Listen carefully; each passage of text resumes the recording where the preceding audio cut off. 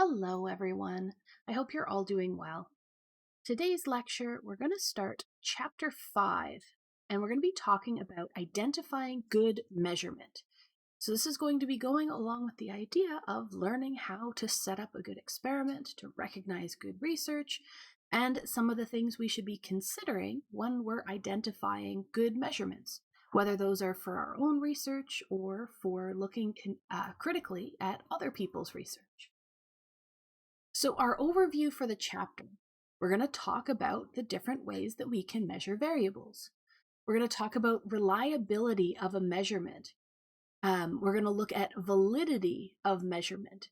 And though it is good to have both a reliable and a valid measurement, having something that's reliable doesn't necessarily mean that it's valid, and vice versa. So we'll talk about those independently. And then at the end, we want to talk about interpreting construct validity evidence. So bring it all together at the very end. So there's going to be a little bit of overlap here with Chapter 3, where we start talking about those types of claims and validities. But we're going to expand on that and allow it to bring us into some of the later chapters where we actually start looking at research that's using different kinds of measurement. So one of the first things we have to consider when looking at measurements and variables and what we want to measure in an experiment is talking about how we can operationalize or create that operational definition for some of our more abstract concepts. And so we've already talked about the fact that psychology is pretty littered with these abstract concepts. Things like happiness, or in our examples here, gratitude. How can we quantify or measure that variable? And so this table here has shown us a couple of possible definitions, a couple of ways we could operationalize these concepts. So for gratitude towards one's partner, maybe you could decide that you want to ask people a questionnaire and include a question, I appreciate my partner, agree or disagree. Or you could do a more behaviorally based measure, and you could actually watch couples interact, count how many times they thank each other.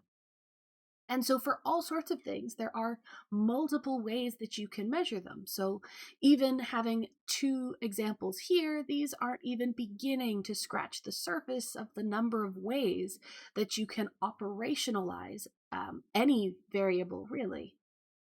So even something that we might think of as simple for gender, but you could use a survey, ask if they identify as male or female, or including other options so that people who don't feel like they fit on that sort of dichotomy, they can pick where they fit.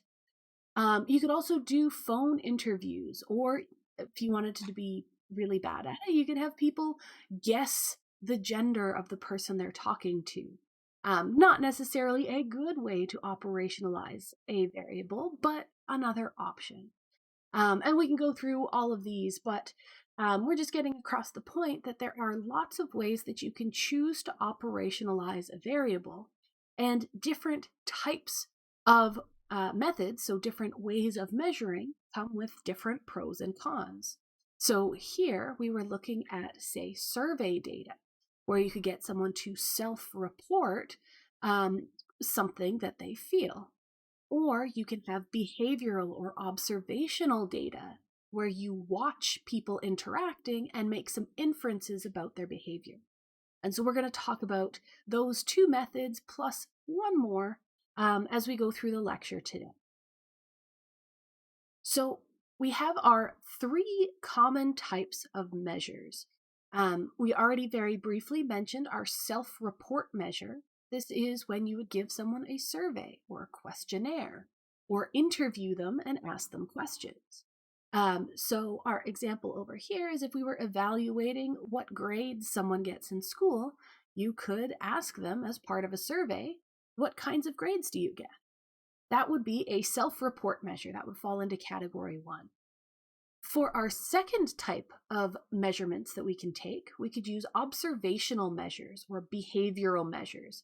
And those two will be used pretty much interchangeably throughout this course.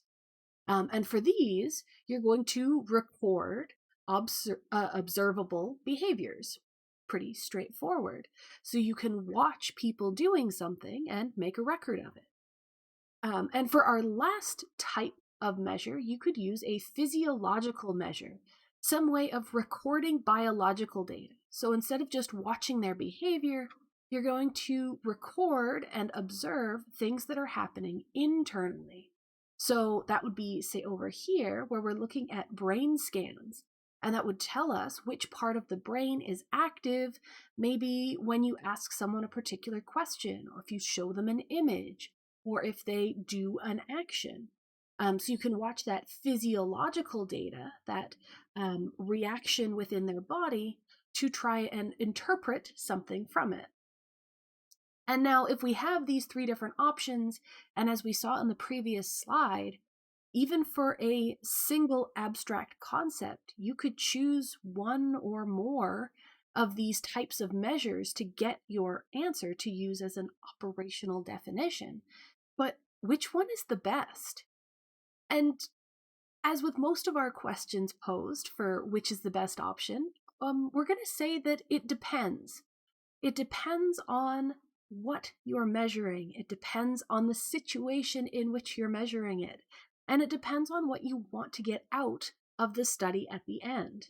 So if you're curious about brain activity in terms of even the first option here with gratitude, if you're looking into gratitude, but you want to understand how it works at a biological level, then you're probably going to use a physiological measure of gratitude. So it's going to depend on your setup. And as a researcher, you're going to determine which option is best based on a bunch of different variables. So when we started talking about variables, we had mentioned that a variable should have at least two levels, because those two different levels allow the variable to change so that they can vary. And okay, I know what I want to say. So those levels, having at least two, sometimes more, those levels can be interpreted in a couple of different ways depending on the kind of variable that you're looking at. And so we're going to talk about two different types of levels. So the first is if you have a categorical variable. So your variable could be divided up into categories. So the different levels of your variable are distinct categories. That means that there isn't going to be any overlap between your categories for the most part. So an example, nationality. If you ask someone what country they're from, they're going to give you a single answer. What type of music they like or what kind of phone they use. The response is going to be a single answer that falls into a category. The other type of variable that we can have are quantitative variables, where there is some kind of quantity associated with that variable. So in those cases, our levels are going to be coded or measured and interpreted as meaningful numbers. So instead of having these distinct categories, we can have a quantitative measure where there are going to be numbers associated, some kind of value that you're measuring that isn't just a specific category. And of course, we can divide our quantitative variables into a little bit more meaningful categories. So you can have ordinal quantitative variables. And if they are ordinal, then the variable is going to have numbers that represent a rank order. So the distance between your numbers may not be equal.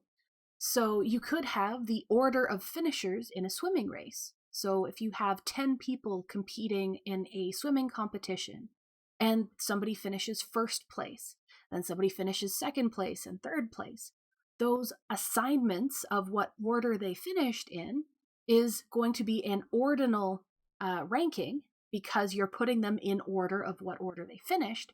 But if we were considering the time it took them to finish the race, the first person would have had the shortest amount of time because they finished first. Then the second person would have the next shortest time, and the third, and so on.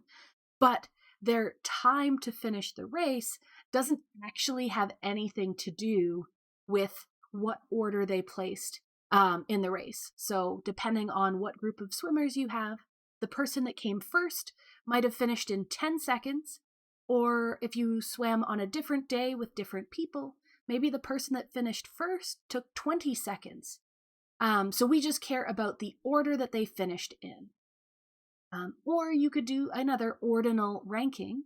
You could rank your top 10 movies. What is your favorite, your second favorite, your third favorite? So you rank them in order based on how much you like them. And so that is an ordinal type of quantitative variable. Next, we can have an interval quantitative variable. So the quantitative variable has subsequent numerals represent equal distances. So in this case, you're not ranking on, say, how much you like something or what place you got, where it's a little bit more abstract and your distances are unequal. In an interval, those numbers are going to have sort of a set spacing. But for an interval, there is no true zero value. And our examples help illustrate this. So the first example is an IQ score, where you can have a score usually in the range of about 100. So maybe a little bit less, a little bit more, but you don't end up with 0 or negative values. So an IQ score is an interval. And each point, each increment on that scale, on our score of IQs, each increment is the same. So these distances are all equal. So the difference between an IQ score of 100 and 105 versus 80 and 85, that difference of 5 points in both cases is the same thing. It has an equal distance to it. We could also look at shoe size, where you can have a different size of your shoe. Maybe you're a size 6, or maybe you're a size 10. And that size, you can't have a negative shoe size, but each increment that you go up corresponds to a pretty equal difference in the size of your foot. So the difference of a size is maybe a centimeter. I'm not actually an expert on shoe sizes, but there should be a set amount that your shoe size increases per unit. Or we could use our survey type data, and we could measure agreement or disagreement on a scale. So if you're given a statement, you enjoy this class, do you agree or disagree? And you choose a number between 1 and 5 that corresponds to how much you agree or disagree with the statement. That scale would be an interval, and that would give us a score that we could use in research to run our statistics.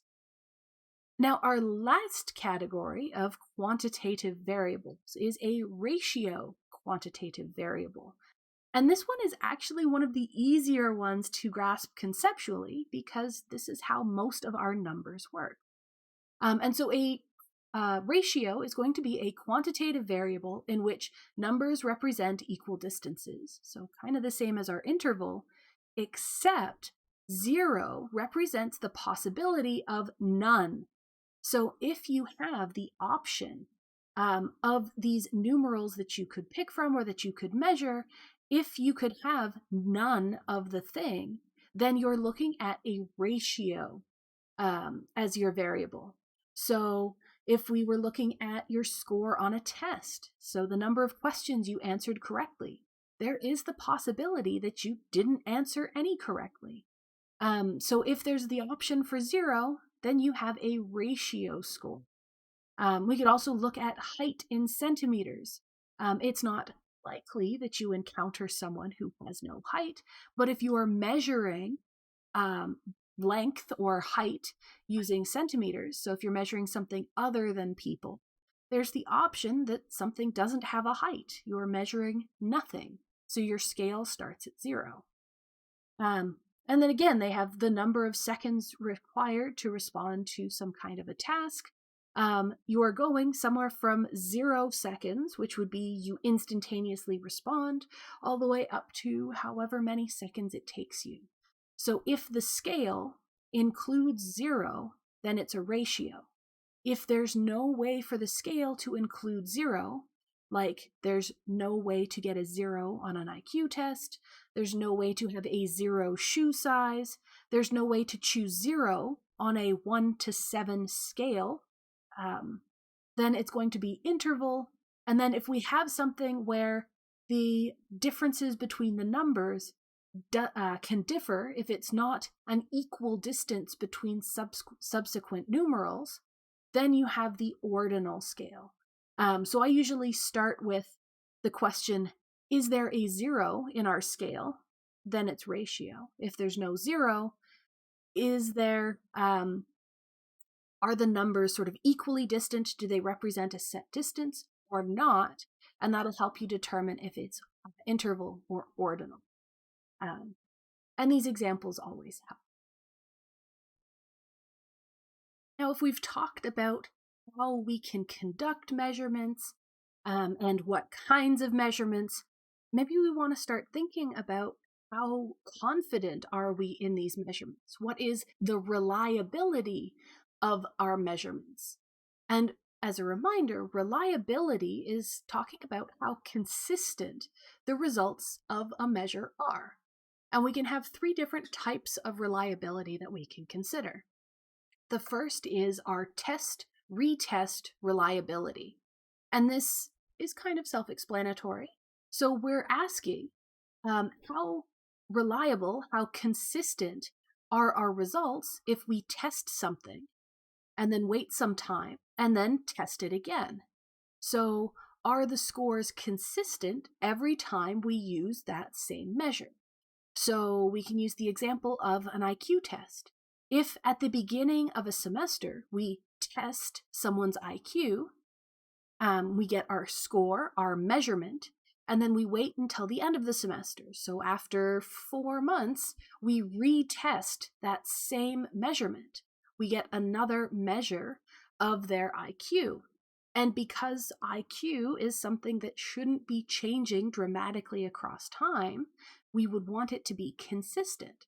And so if the score on the first test and our second test are reasonably close to each other, then we would say that that score, that IQ test, has a good test-retest reliability. It's giving us the same score every time we use it.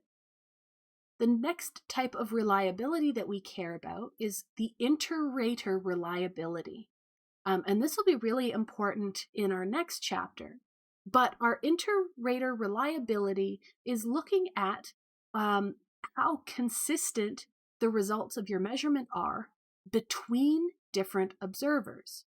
So if we think of the observer as the person who is doing the measurement for your experiment. So if you're conducting interviews, the person who is jotting down notes about what the participant, what the subject is answering, that is your observer. They're making observations, they're writing down notes. Or if it's, say, the person who is using a ruler to measure height, that would be an observer because they are taking that measurement. And so if you are doing an experiment where you have multiple observers, maybe it's not reasonable for one person to measure the height of everybody in a study, so maybe you get someone else to do it. Maybe you have 2 or 3 undergraduates who are helping with research. Each of those would be an observer. And if you're using a good and reliable measurement, then you would want that the score or the measure that you get is the same no matter who's doing the observing. So it shouldn't matter that Bob measured the height of this participant and Sally measured the height of another participant. The score or our measurement should always be the same. And so you can run some tests to see if Bob and Sally both measure the same person, they should give us the same measurement. So we should have good inter-rater reliability where both raters are giving us a similar measurement. And so we could count that as reliable because our two raters or observers are giving us very similar measures. And if you don't have good inter-rater reliability, then you probably have to retrain some people so that you can get to inter-rater reliability.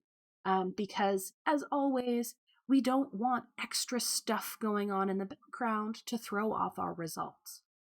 And then our last type of reliability that we care about is our internal reliability. And this is sometimes called internal consistency. And for our internal reliability, basically what we're saying is within an experiment, even if you phrase a question differently or if you're measuring something slightly differently, you should still be getting the same response, the same measure. So the example is maybe you're conducting a survey and you're trying to get at participant mood. And you can ask questions that ask, how happy are you? And then maybe you want to phrase it a little bit differently to make sure that they answered correctly the first time. And so the next one, you could ask, how unhappy are you? And you should, if you have internal reliability, if they say that they are very happy, when you ask how unhappy they are, they should say that they're not unhappy because they just told you that they are very happy. And so if you have consistency or reliability between different ways of getting at that information, then you're having internal reliability. So the responses are consistent with each other. And so that's all well and good if we're being aware of these different types of reliability, but how would we actually go about testing reliability of our scores? And there are a couple of different ways that we can do this. So the first is we can use scatterplots. And we can use scatterplots for a bunch of different things, but we're going to start by talking about, let me double check. So we're going to check with our test-retest reliability. It wasn't in the title, so I wanted to make sure I said it right. So we're looking at here 4 people, and we're measuring their head circumference. And we're going to measure their head circumference at 2 different times. So the beginning of the semester and the end of the semester. Or at the beginning of class and the end of class. And so if we want to see if measuring head circumference, maybe they're using a flexible ruler, we want to see if that is a reliable measurement from this perspective for the test-retest. And so we have a measure of the first person's head circumference at the beginning and at the end, and the second person beginning and end, and so on.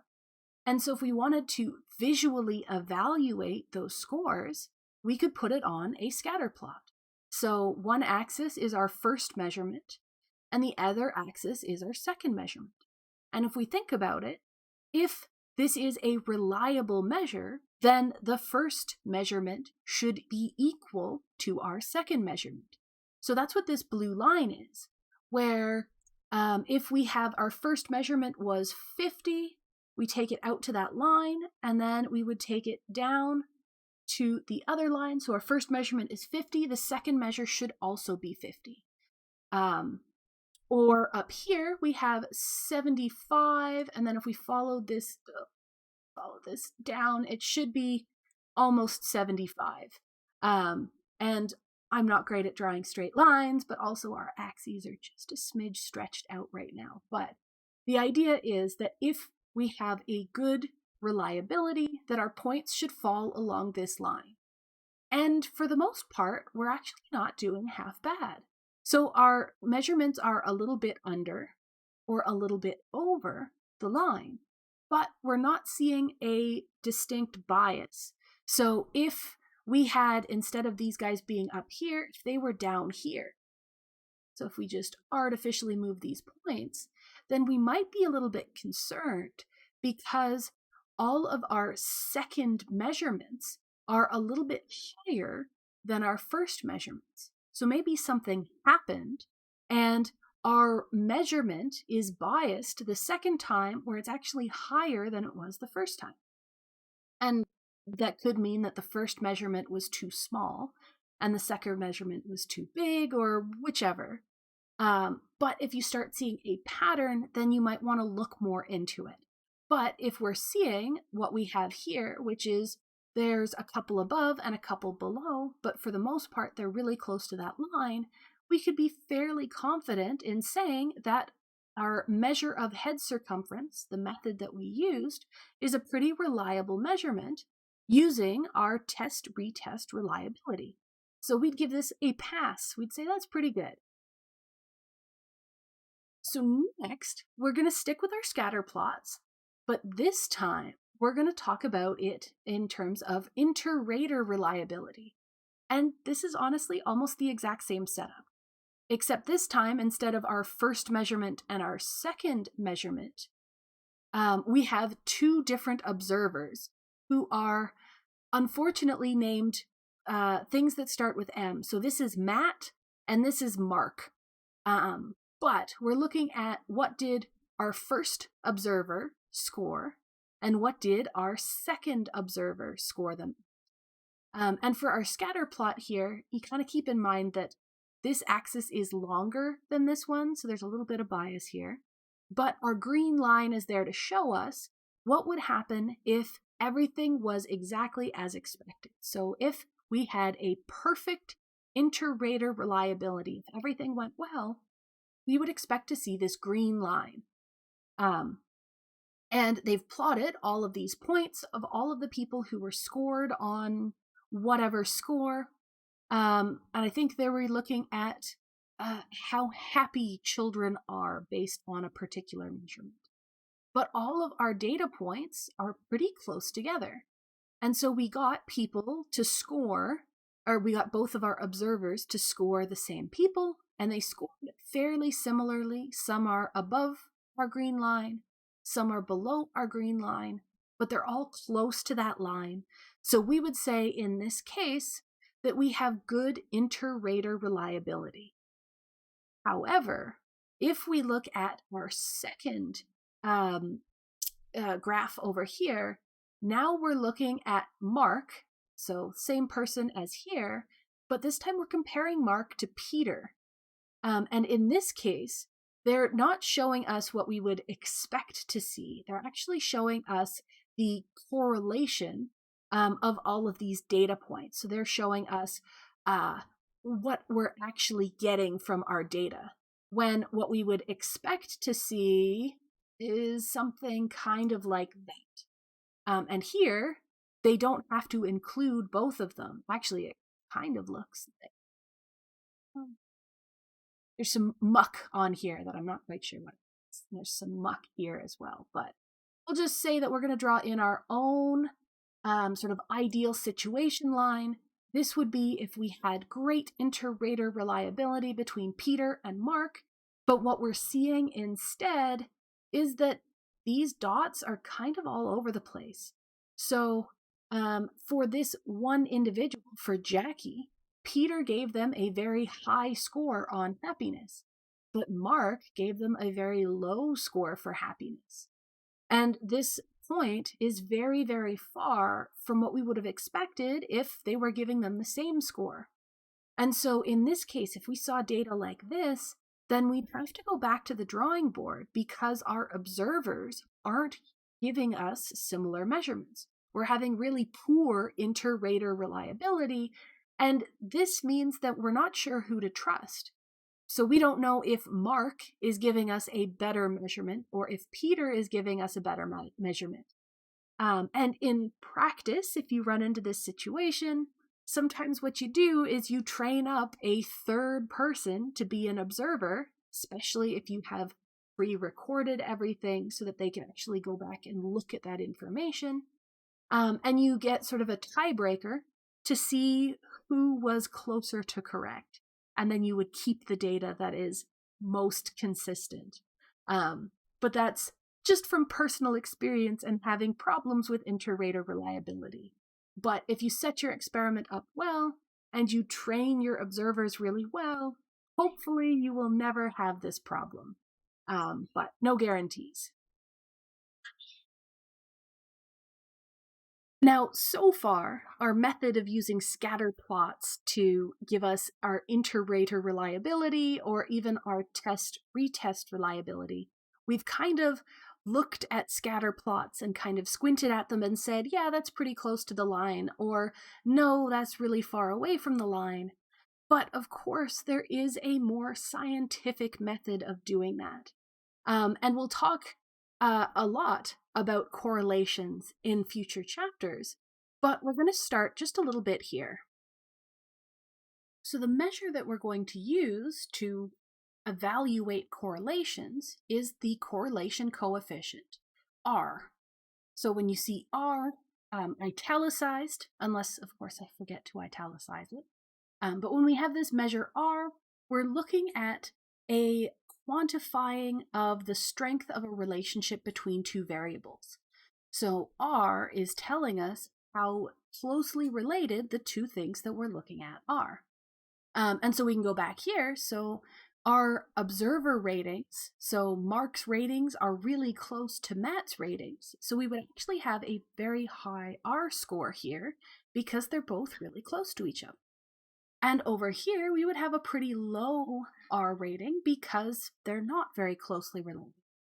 And we're going to look at a couple of specifics and more actual numbers here. So the first thing that we want to care about R, and as I said, we're going to go into more detail about R when we start getting into correlational research for obvious reasons, but just the very basics of R for right now. So our R value is going to exist somewhere between the score of -1 and +1. And what these symbols are negative or positive are telling us is actually the slope direction. So having a positive score means that we have a positive slope. So right here, this graph is giving us an R of 0.95. So that's almost +1. It's very close to it. And we're seeing a positive or upward advancing slope. And because our R is very close to that number 1, it means that those are very close together. So this is a strong relationship. And we can also have, so here, this one is an R of -0.59. And so because it's minus, we're actually seeing a negative slope. And so if we look at this 0.5, so 0.5 is going to fall sort of between 0 and -1. It's a moderately strong R value, but the negative tells us it's going in that negative direction. This one here is an R of 0.01. This is effectively an R of 0. And what this is telling us is that it's not really positive and it's not really negative. There just isn't really a relationship here. And so we can't quite fit one of our lines through this mess of data. So we're saying, like maybe it's kind of a straight line, or maybe it's a straight line that way. We really can't say. So here is no relationship. So an R of 0 tells us that there is 0 slope and also 0 relationship. And then so that this one doesn't feel left out, this is an R of 0.56. So kind of the opposite of this one here. So we're seeing a positive slope, but with quite a bit of spread. So we're saying that it's a positive relationship because it's a positive number, but the strength isn't overly strong. So that's a 0. This is kind of a weak. It depends on whose definition of strong versus weak you're using, but our R value is going to give us some understanding of approximately how strong this relationship is. So the closest to either +1 or -1 we get, the stronger that relationship is. And the closer to 0 you are, the weaker the relationship is. So the positive and negative only matters to tell us about the direction. It doesn't matter to tell us about the strength. The absolute value of our number, so the absolute value towards 1, so the number without the sign, the closer to 1 the absolute value is, the stronger the relationship. And that's the part that we care about. So if we were calculating R values for our Interrater reliability, this one would probably be a positive 0.9. And we would say that it's a really strong positive relationship. This one is still a positive relationship mostly, but there's a lot of spread on the data. So we're saying that it would still be a positive number, but maybe this would be an R of 0.4. So it's not a fantastic correlation. It's okay. So we can use those R values to tell us how confident we are with having our two scores matching. And we could do the same here. We could use our pre-test, or should I say it right, test-retest reliability. We could look at that, and these are all really close to our line, so we'd say that this is, again, probably a positive correlation, probably an R of 0.9. And these are just guesses. You can, of course, calculate R, but that will, again, come later in the course. And you might also, so in addition to having R, you'll sometimes also see different points using Cronbach's alpha. And this is a measure of internal reliability. So how closely related are the items in your set? So usually in a paper, you'll see somebody report an R value as well as a Cronbach's alpha. And having both of those together will give you a decent idea of how reliable your scores are. So you would see something like this. So you can have this alpha coefficient, which is the Cronbach's alpha. Of course, statisticians like to use lots of different names. So you can have that. You can have, this is given as a test-retest score. That's our correlation. So we'd have a correlation, we'd have this alpha, and both are giving us pretty high numbers, which would mean that we're having a very good correlation. Our data is probably reliable for what we're looking at, and in this case, retest reliability, which is pretty great. So for both of these, you want to have a higher score. Higher will be better. And again, we'll talk about calculating these and some of our weird cases later on. It's just good to be familiar with it here because we're actually seeing it in action. Now, at the very beginning, I pointed out the fact that reliability and validity are both good to have, but they're not the same thing. So reliability is what we've just been talking about, which is how consistent the results of a measure are. But validity is what we're going to talk about next. And validity is looking at whether the operationalization, us giving an operational definition for one of our abstract concepts, whether that is measuring what it's supposed to measure. So if you have operationalized happiness by saying you're going to use a score from a survey, how valid is that survey as a measure of happiness? So we want to look at how good is the method that you're using, how good is that at measuring what it's supposed to measure? So next we're going to talk about our validity. Now, in previous chapters, we've already talked about our internal validity and our statistical validity and our external validity, and even we've kind of touched on construct validity, but as you can probably tell from this diagram, we're going to break down that construct validity, and we're going to start looking at choosing the most valid or evaluating the validity of some of our abstract constructs. So we can critically think about whether the measure that we're using is the best measure to be using. So we can break this down. So we have subjective ways to assess validity. So subjective meaning kind of open to interpretation. And we'll give each of these a little bit more detail on the next slides. We can look at the face validity and the content validity. But we also have empirical ways of assessing this construct validity. And this is what we should give a little bit more weight to, because these are empirical, meaning it's something that we could measure, something that has some quantity to it. And as scientists, this should matter to us just a little bit more than sort of open to interpretation.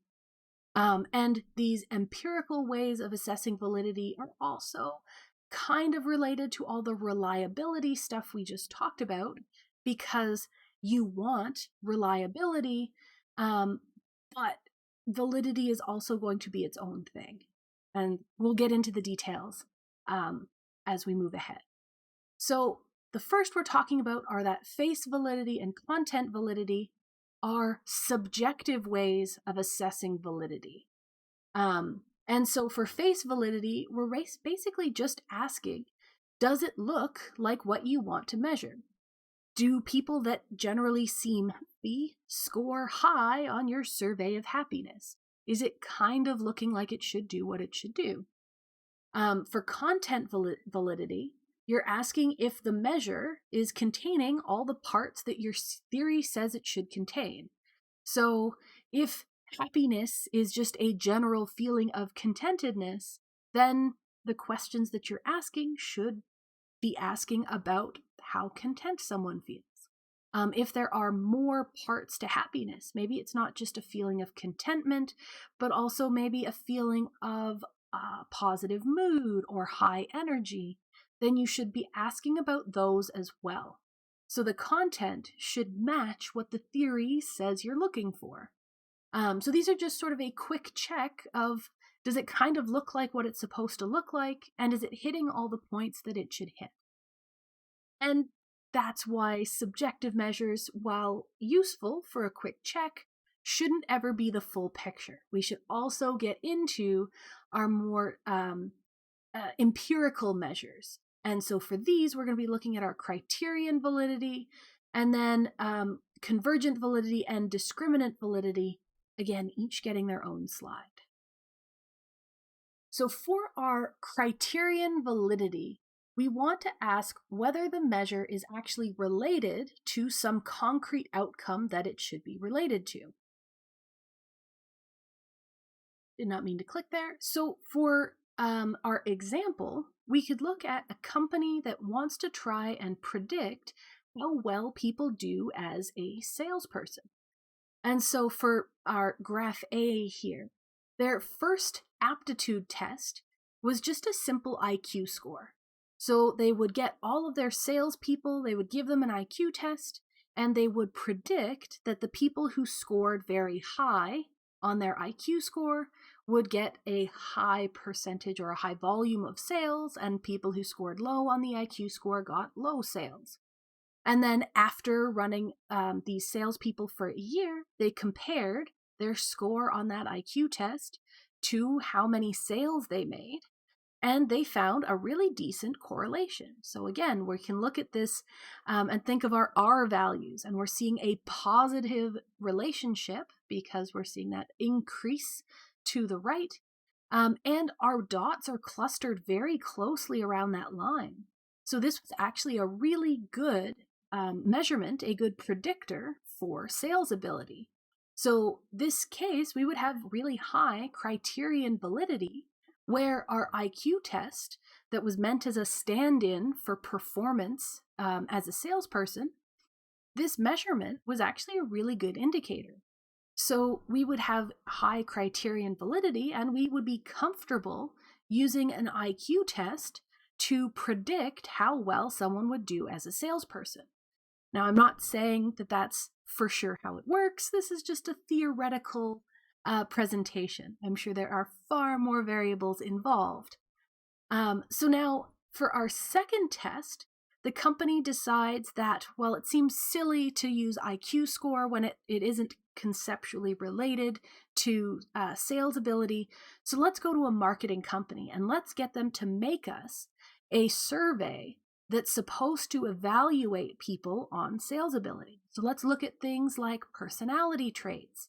Let's look at experience as a salesperson, and let's put it all together in a test that will tell us for sure if somebody is a good salesperson or not.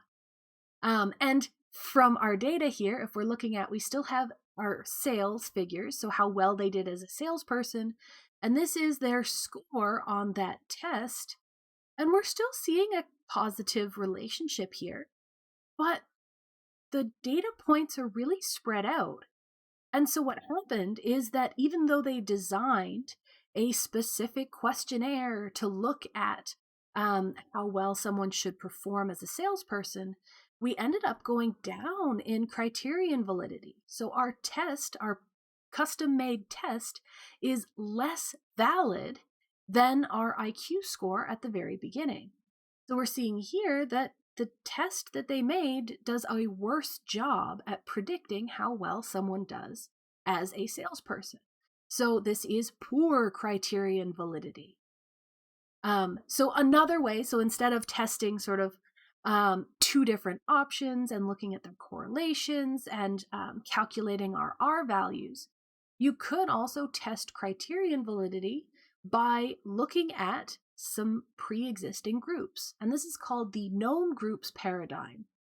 And so you could examine whether scores on the measure of interest, so if you've set up a test of some kind, you could check your test to see if it can distinguish among a set of groups whose behavior is already well understood. So you can use some pre-existing data to double check if the thing that you're using is doing a good job. And so we can have our example at the bottom here, and we can look at, they're trying to measure depression. And so the standard, the in the field rating, is that you can have a BDI score, which is just Beck Depression Inventory. So you can compare that people who score in this survey who are depressed will get a higher score on this BDI. And so we have two different situations. So with this BDI score being our y-axis for both, and then we can look at categories that have been established by experts. So you can either have a psychiatrist who says that these 10 people are not depressed and these 10 people are depressed. And then you can look at the BDI scores for the people who were not depressed and get an average. And then you can look at the BDI scores for people who are depressed and get an average. And if our BDI is a very good measure, if it is a reliable measure of what we're looking at, and then if it is valid for our specific situation, it should match the psychiatrist's judgment. So here, the people who were decided as not depressed based on a psychiatrist's expertise, we're seeing lower BDI scores than the people who were judged to be depressed, which is what we would expect. So this is a reliable measurement. And even more impressive is if we look at a psychiatrist's rating, where they quantify how depressed someone is. And we see that people who the psychiatrist decided had no symptoms of depression, they scored fairly low on this BDI test. Mild score a little bit higher, moderate score higher than that, and severe score even higher still. And so this is showing us that, so if we were evaluating the effectiveness of this BDI score, and we're comparing it to the pre-known evaluations of a psychiatrist, then we're getting a pretty good match.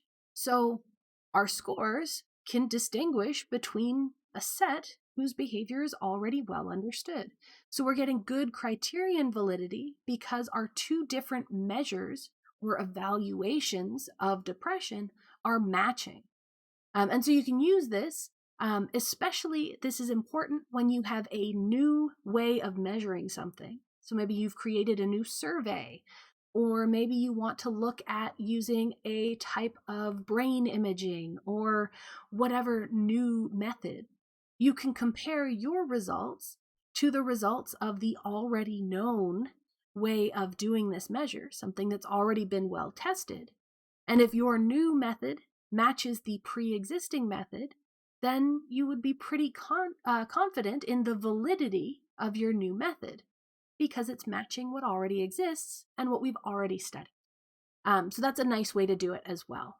So we can do both using either our scatterplots or using other types of comparisons. And now for our next points, if I scroll all the way back here, we wanted to look at convergent validity and discriminant validity in just a little bit more detail. So we'll come back here. So convergent validity, we're saying that a measure should correlate strongly with other measures of the same construction. So we're saying that if you are measuring two things that are looking at the same thing, then your scores should be fairly similar to each other, which is kind of like what we had just finished saying here, whereas this is more evaluating, say, a new method, but we can also talk about you have convergent validity if two measures converge or give very similar scores. And we can actually look at a visual of this. So if we're comparing our BDI score, so our measure of depression, and we're also looking at our SESD score, and this is Center for Epidemiological Studies Depression Scale. So both of these are measuring depression.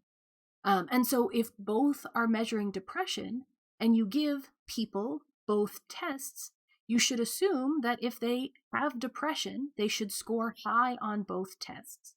And if they don't have depression, they should score low on both tests. But we see this positive correlation and the dots are clustered pretty well. So in this case, we're actually seeing an R of 0.7, which is pretty reasonable. So we get a decent correlation. And so these two are related, they converge and give us similar results. For the other side of it, you can have discriminant validity or divergent validity.